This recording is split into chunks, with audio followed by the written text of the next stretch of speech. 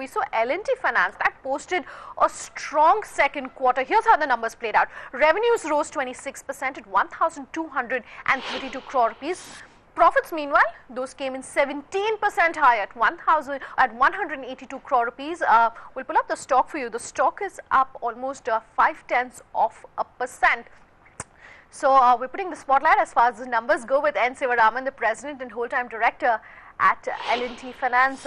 So thanks for joining us this morning. You know, I want to start by talking to you about the key drivers that you've seen for growth this quarter. Can you give us a sense of that? Asset growth has been about 21%. We reported a 43,000 crores of loan assets by the end of the fiscal. The investment management business has also shown good growth over the last year. The assets have grown by about 35% or so. The heartening piece of the equity asset share has actually increased. The growth in equity assets were about 42%. On the back of the asset growth as well as margin expansion, we have seen income growth coming through. The margins in the retail segment have expanded by almost about 1.25% as compared to the previous quarter.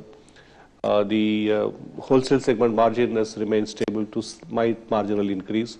The asset management business also has shown a strong improvement in the net margin they were reporting. The areas of positive feature also came from the reduction in the NPA levels.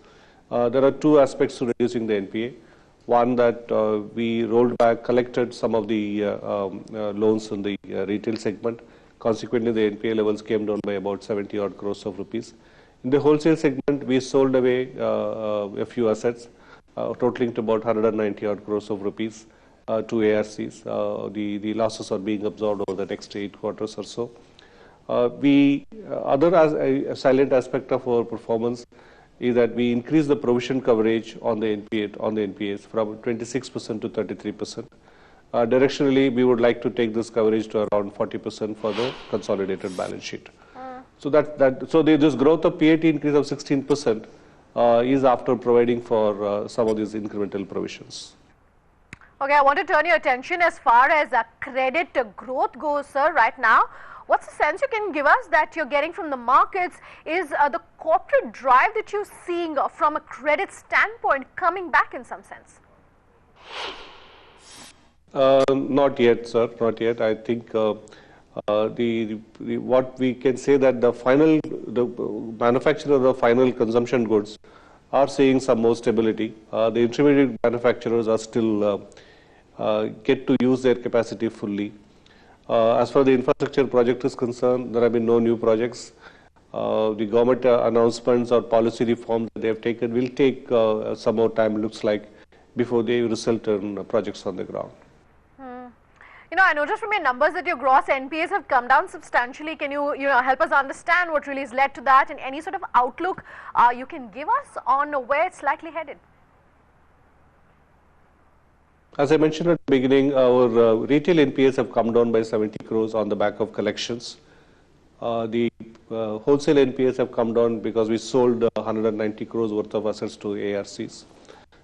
These two have resulted in the NPAs coming down from 3.5% to around 2.9%.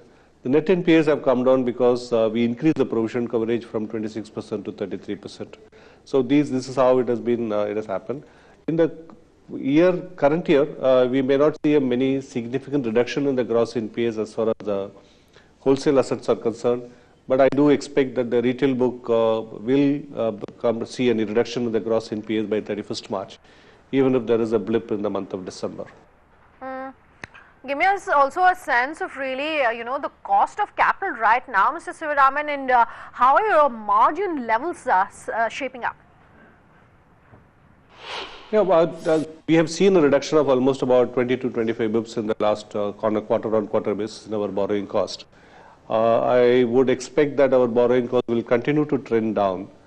We may see some competition as far as the lending rates are concerned by the banks and financial institutions, but that will be well matched by the reduction in the borrowing cost.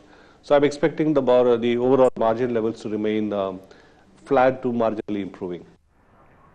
All right, so appreciate you taking the time this morning. We'll leave it at that. That's the L&T Finance management outlining the numbers.